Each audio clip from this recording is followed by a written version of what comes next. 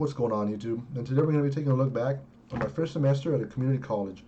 So I enrolled back in the fall of 2019 after taking a year and a half off a break from high school, and I never really saw myself going to college.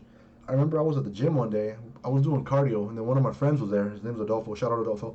We were just doing the stairs, and he was telling me that he's at a junior college, and he was telling me if I want to enroll or whatever. He told me the building to go to, and that sparked a flame in my head. The light bulb went off, and I'm like, you know what? I'm gonna go to college because I never saw myself going to college, and I decided to go give it a try. So shout out to Rodolfo for telling me. And then so I enrolled back in fall of 2019, and I'm in my major, computer science. That's always what I've been good at. I've always been good with tech. I like computers. I like to program. I've always liked playing games, so I thought that would be the perfect major for me. So back in 2019, I decided to take 3 classes. I didn't count it. I wanted to do 5 classes at the time. I'm like, man, I'm brand new to this. If I take 5, I'm probably gonna drop out. So I decided I was going to take 3. So I took CS11, English 1A, and History 17A. So CS11 is the prerequisite to all the computer science courses. It's kind of you have to take this in order to move on. CS11 was cool. I learned you learn all the terms of computers, CPU, GPU. I already knew all that. You learn a little bit about cybersecurity. You learn how to use Excel, PowerPoint, Word, how to turn a computer on and off. Just the basics, the fundamentals. This class was cool. It was really easy though, but it was kind of tedious because you had to take a test on really simple stuff, like how to turn the computer off and on, how to reboot the computer. So this class was fun, really easy though. I ended up getting an A, and it was a good introduction to computer science.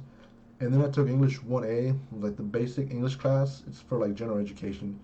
It was cool. It was actually given at one of my local high schools, which was 3 or 4 minutes away. So I remember it was Tuesdays and Thursdays, at 5 p.m. And we had a lot of people barely starting college, kind of like me, and we'd all go in there. We would read a book. I think it was a Jordan Peterson book. It was 12 Rules to Life, and then we would talk about it. This class was cool. I got an A minus. The only thing I didn't like is we would have to get in a circle and then talk about the book and give our opinion about it. And at the time, I was super scared to talk to people.